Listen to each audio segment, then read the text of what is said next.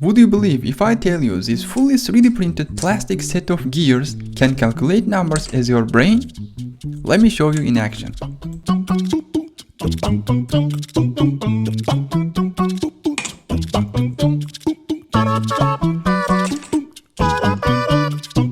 Assembly is done, now we can use it. Let's do 2 plus 2.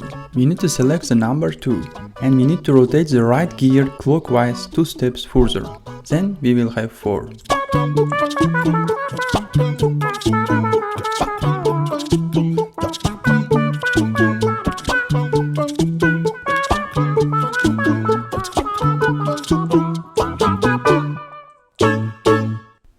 For subtraction, we need to rotate the gears counterclockwise.